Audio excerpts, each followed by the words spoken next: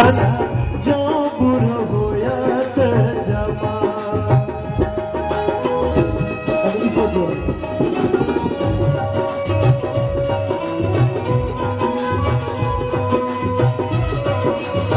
क्या बात है, बहुत बढ़िया।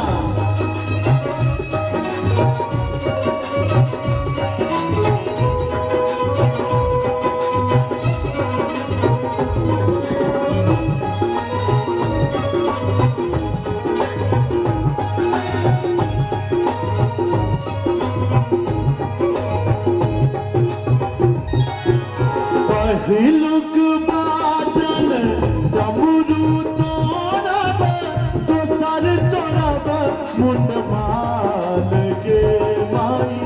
पहिलुक बाजन डमरू तोड़ब, दोसर तोड़ब मुंड माल के माई। बरद हाकी बरियाती बनाया, धिया ले जायब पराई के माई। हम नहीं आजू रहब तेरी आंगन, जो बुढ़ होयत जवान।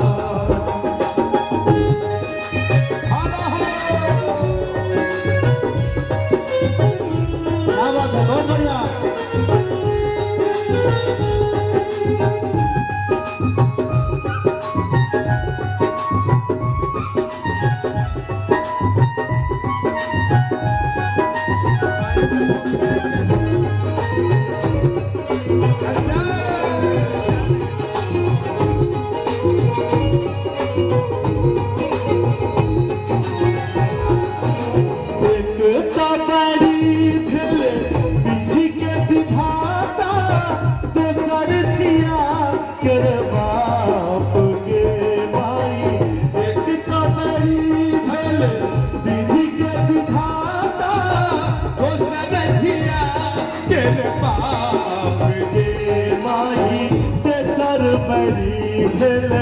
नारद बाभन जे बुढ़ आनल जमाई के माई।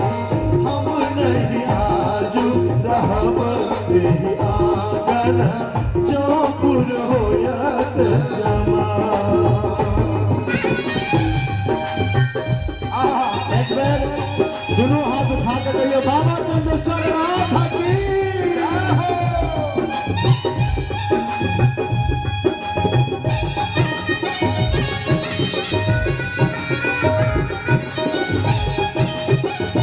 क्या बात है, बहुत बढ़िया।